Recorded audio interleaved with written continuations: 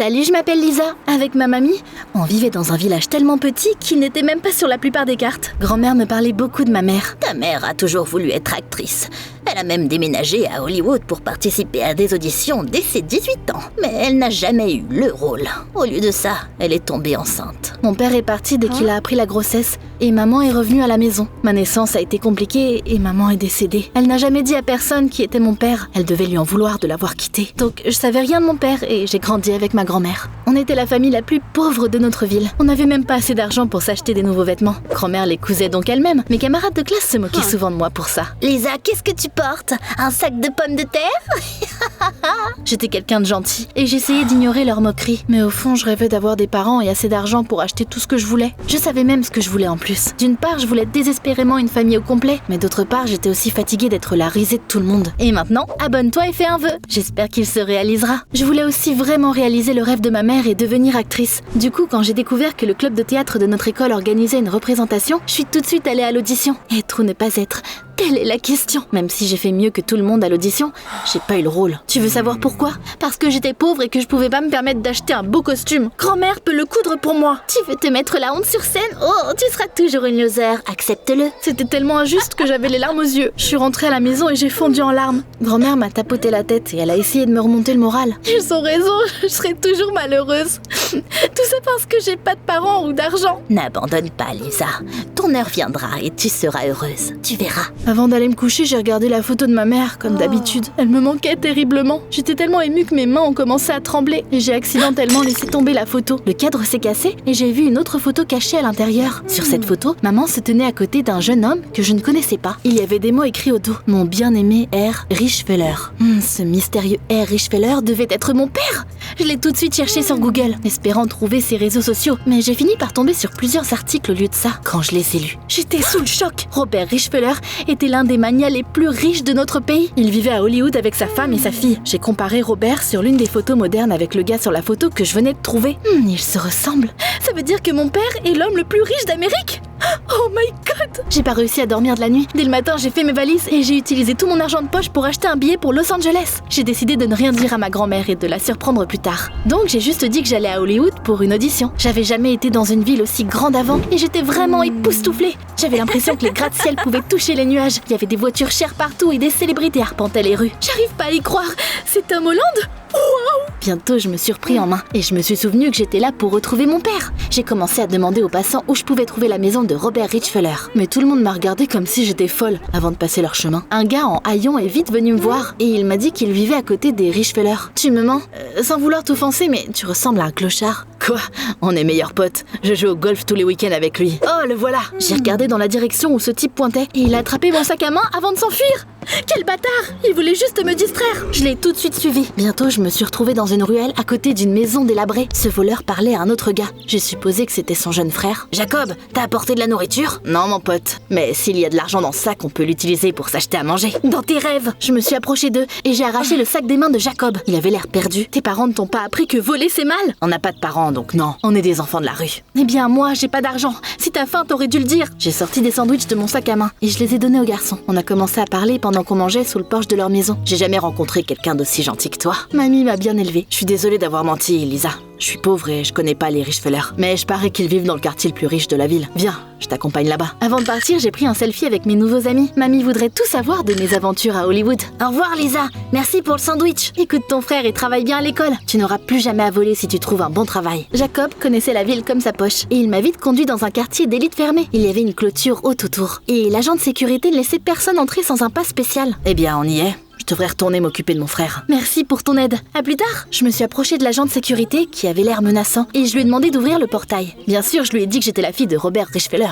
Mais à ma grande surprise, il m'a ri au nez. Ouais, d'accord. Et mon père est le président des États-Unis. Pars d'ici. L'agent de sécurité a refusé de me laisser passer. Mais je n'avais pas fait tout ce chemin juste pour abandonner maintenant. Je devais juste trouver un autre moyen d'entrer. Puis certaines personnes sont arrivées dans une voiture magnifique. Le garde leur a souri gentiment avant d'appuyer sur le bouton ouvrir. Ravi de vous revoir, monsieur. C'était ma chance. chance. J'ai essayé de passer le portail pendant qu'il était encore ouvert, mais j'ai échoué lamentablement. Le garde m'a remarqué et il m'a attrapé comme si j'étais un chaton impuissant. Encore toi? Je t'ai dit de partir. Il m'a encore chassé. Il fallait que je me trouve un meilleur plan. Je me suis cachée dans les buissons et j'ai jeté une pierre. L'agent de sécurité est parti vers le bruit pour voir ce qui se passait. Pendant ce temps-là, je suis sortie de ma cachette et j'ai essayé de ramper sous le portail. Mais j'ai encore raté mon coup. Qu'est-ce que j'ai fait pour mériter ce cauchemar? Après ça, j'ai décidé d'attendre que le garde s'endorme pour passer devant lui. Mais avant de m'en rendre compte, je me suis assoupie moi-même. Ça suffit. Je pouvais pas reculer maintenant si je voulais voir papa. Je me suis éloignée du portail et j'ai essayé de grimper par-dessus la clôture. Et ça a marché! J'avais presque du mal à y croire. Mais l'agent de sécurité têtu m'a quand même vu et il m'a poursuivi partout dans le quartier chic. Au final, il a réussi à m'attraper et j'ai commencé à donner des coups de pied et à crier comme un chat enragé. Lâche-moi, je suis la fille de Robert Richfeller. À ce moment-là, un bel homme est sorti d'une des superbes demeures qui nous entouraient. C'est quoi ce bruit? Monsieur, cette cinglée prétend être votre fille. Robert Richfeller? Papa? Qu'est-ce que tu racontes? C'est la première fois que je te vois. L'homme m'a jeté un regard indifférent et il a dit à l'agent de sécurité de me mettre à la porte. J'ai essayé de trouver la photo dans mon sac à main, mais j'ai réalisé que je l'avais laissée à la maison. Mince, mon cœur s'est serré. Je me suis libérée du garde et j'ai rapidement essayé de tout expliquer. Il y a 16 ans, ma mère est venue à Hollywood pour devenir actrice. Elle t'a rencontré et elle est tombée enceinte, mais ensuite elle est morte juste après avoir accouché. J'ai découvert que récemment que t'étais mon père. Monsieur Richfeller était clairement surpris. Il avait l'air choqué et il a murmuré que ça faisait sens. Il y a 16 ans. Je suis sortie avec une actrice en herbe pendant un court moment. Mais je ne pouvais pas l'épouser parce que j'avais déjà une femme et une fille. L'agent de sécurité est parti quand il a entendu ça. J'ai pleuré de joie en serrant mon père dans mes bras. Papa, je suis tellement heureuse de t'avoir trouvé. Il a maladroitement essayé de s'éloigner, mais une femme mince s'est approchée de nous. C'était la femme de papa, Maria. Elle ressemblait à une belle statue. Mais à ce moment-là, son visage était moche parce qu'il était tordu de colère. Robert, pourquoi cette mendiante t'appelle papa? Papa n'avait pas d'autre choix que d'admettre qu'il y a 16 ans, il l'avait trompée avec ma mère. Waouh, Maria est devenue furieuse. Je voulais juste disparaître, mais Maria s'est vite calmée. Peu importe, cette clocharde peut rester avec nous, mais personne dans notre entourage ne peut savoir qu'elle est ta fille. Je ne veux pas que la réputation de notre famille soit ruinée. On est entré dans leur manoir et ma mâchoire est presque tombée par terre quand j'ai vu à quel point c'était luxueux. Ils avaient tout, un héliport, un garage plein de voitures ridiculement chères et tout un tas de personnel. J'étais sur un petit nuage. J'avais enfin des parents et je manquais plus de rien. Un peu plus tard, j'ai rencontré ma demi-sœur aînée. Iris était magnifique, mais elle était aussi très arrogante et sarcastique. Elle traitait super mal le personnel et elle utilisait des billets comme serviettes. Elle était aussi très froide avec moi. Si quelqu'un demande, t'es ma bonne, pas ma sœur. J'étais trop contente pour réfléchir correctement. Ce soir-là, grand-mère m'a appelée et elle m'a demandé si j'avais réussi l'audition. Je lui ai honnêtement dit que j'étais allée à Hollywood que pour rencontrer mon père et je lui ai demandé de prendre une photo de la photo que j'avais laissée à la maison. Je veux que papa la regarde et se souvienne de sa jeunesse. Oh Lisa, tu sais que je suis mauvaise avec la technologie moderne.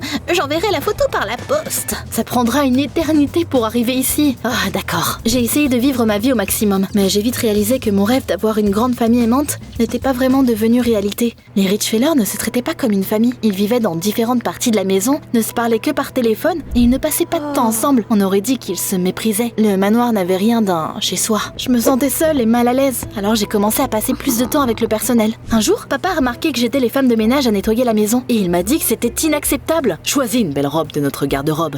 On va te montrer ce que c'est que de vivre dans le luxe. On est allé au restaurant le plus prétentieux de Los Angeles. C'était plein de célébrités et de paparazzi. Je n'aimais pas vraiment la nourriture chic, mais bon. Quand le serveur est venu à notre table à la fin de la soirée, je l'ai aidé à ramasser la vaisselle sale. Où est la cuisine? Je vais laver mon assiette. Dès que j'ai dit ça, on pouvait entendre une mouche voler dans le restaurant. Tous les riches nous regardaient, incrédules. Marie m'a attrapé par le col, puis elle m'a regardé fixement. Je me sentais comme un enfant qui avait fait une bêtise. Elle est vraiment à nous? J'ai du mal à croire que quelqu'un avec de telles manières soit une Richfeller. Maria s'en est prise à papa pour l'avoir encore trompé avec une actrice sans nom. Et Iris a fait une crise de colère disant qu'il lui fichait la honte devant les paparazzi. Les Richfeller se criaient dessus comme une meute de chiens enragés. C'était un désastre. On est rentré à la maison dans des limousines séparées. On s'est ignoré l'un l'autre en rentrant au manoir. Au final, j'en ai eu marre. Je les ai tous rassemblés dans le salon pour leur dire mes 4 vérités. Qu'est-ce qui ne va pas chez vous? Vous avez de l'argent et vous avez tous du succès. Mais vous êtes quand même malheureux. Je leur ai montré le selfie que j'avais pris avec Jacob et son frère. Écoutez, ces gars n'ont pas un centime, mais ils se protègent toujours. C'est ça une famille. Papa regardait la photo, puis il a dit qu'il avait une idée. Faisons un peu de charité et ouvrons une soupe populaire pour les pauvres. Sa femme et sa fille ont bien aimé cette idée. Les médias les avaient toujours qualifiés comme étant sans cœur. Alors, ils ont saisi l'occasion d'améliorer leur réputation aux yeux du public. Quelques jours plus tard, tout était prêt. Un groupe de journalistes est venu à la grande ouverture de la soupe populaire. Les Richfeller distribuaient de la nourriture tout en se montrant. Bien sûr, je savais qu'ils faisaient semblant d'être une famille soudée devant les caméras. Mais au moins, ils faisaient quelque chose de bien. Les portes de la soupe populaire étaient ouvertes à tous. J'étais aux anges quand j'ai revu Jacob et son frère. On a arrêté de voler et on est allé à l'école. Je suis tellement fière. Je savais que vous vous en sortiriez. Il y a aussi plein de volontaires qui sont venus à la soupe populaire. Par exemple, un homme appelé Ryan et sa famille. Lui, sa femme et leur petite fille étaient plutôt pauvres, mais ils brillaient de bonheur. C'était vraiment de bonnes personnes. Non seulement ils se soutenaient mutuellement, mais ils étaient aussi polis avec tout le monde. Si ton frère et toi avez faim, vous pouvez toujours revenir ici. Merci, monsieur. J'ai passé la journée à distribuer de la nourriture avec la famille de Ryan. Et je me suis vite rapprochée d'eux. J'avais l'impression de les connaître depuis toujours. Je me sentais plus détendue et plus heureuse avec eux que je ne l'avais jamais été avec les Richfeller. Ce soir-là, j'ai été agréablement surprise quand j'ai vu que papa, Maria et Iris étaient toujours gentils. Même après le départ des paparazzi, les Richfeller se comportaient enfin comme une famille. Ils se sont même fait un câlin gêné. Oh, ça fait longtemps que je me suis pas sentie aussi bien. Le lendemain matin, un facteur a frappé à notre porte. Il apportait la photo que ma grand-mère m'avait envoyée. Je l'ai pris et j'ai joyeusement couru vers mon père. Regarde, c'est toi et maman quand vous étiez jeunes. Vous vous êtes certainement rencontrés peu de temps avant que cette photo soit prise. Papa a regardé la photo et il a tout de suite froncé les sourcils. C'est pas moi ça. Je n'ai jamais rencontré cette femme. Mais regarde de l'autre côté. Mon bien-aimé R. Richfeller. Ça doit être un autre Richfeller. Lisa, je suis sortie avec une autre actrice. Ça veut dire que je ne suis pas ton père. Je suis désolée, mais tu dois partir. Je sais. J'avais envie de fondre en larmes, mais je me suis reprise en main. J'ai fait mes valises et j'ai quitté le manoir. J'ai perdu et ma famille et mon argent d'un seul coup. Et ça m'a fait vraiment mal. Tout ce que je pouvais faire maintenant, c'était retourner chez grand-mère dans notre maison minable. Mais avant ça, j'ai décidé de passer à la soupe populaire et de dire au revoir à mes nouveaux amis. La famille de Ryan y était encore. Ils ont remarqué à quel point j'avais l'air triste et ils m'ont demandé ce qui s'était passé. J'ai pas réussi à retenir mes larmes. En sanglotant, je leur ai montré la photo de mon père et je leur ai raconté mon histoire. Ryan a eu les larmes aux yeux pendant qu'il m'écoutait. Lisa, le gars qui se tient à côté de ta mère sur la photo, c'est moi. Je suis Ryan Richfeller. Je n'arrivais pas à y croire. Ryan m'a dit qu'il avait rencontré ma mère quand elle vivait à Hollywood. Quand il a découvert qu'elle était enceinte, il a voulu l'épouser. Mais il est tombé dans les escaliers et il s'est retrouvé à l'hôpital au pire moment possible. Je me suis réveillée quelques jours plus tard. À ce moment-là, ta mère a certainement dû penser que j'avais eu peur et que je m'étais enfuie. Elle est partie et je savais pas comment la retrouver. À l'époque, on n'avait pas encore de téléphone portable. Elle m'a manqué, mais j'ai fini par épouser quelqu'un d'autre. Tu es ma fille, Lisa. J'ai toujours senti qu'on se retrouverait. On s'est fait un gros câlin en pleurant. J'avais du mal à croire qu'on ait réussi à se retrouver dans un monde aussi vaste. Papa. Sa famille était pauvre, mais il me traitait comme si j'étais l'une des leurs. J'étais aux anges. Grand-mère n'a pas déménagé à Los Angeles, mais elle venait parfois pour rendre visite. J'ai vécu à Hollywood et j'ai passé beaucoup d'auditions. Je croyais sincèrement qu'un jour, j'aurais un rôle et que je pourrais aider ma famille à s'enrichir. Et puis un jour, les Richfeller sont soudainement venus chez nous et ils m'ont supplié de revenir vivre avec eux. Lisa, tu nous as réunis. Nous sommes devenus une vraie famille grâce à toi. Emménage chez nous et tu n'auras plus jamais besoin de rien. Merci pour l'offre. Mais vous vous êtes rapprochés parce que vous avez fait quelque chose de bien ensemble, pas grâce à moi. Continuez à faire du travail caritatif et tout ira bien. Mes rêves se sont réalisés. Je ne sais peut-être pas ce que c'est que de naître dans la famille la plus riche des États-Unis, mais je sais avec certitude qu'avoir une famille aimante, c'est plus important que l'argent.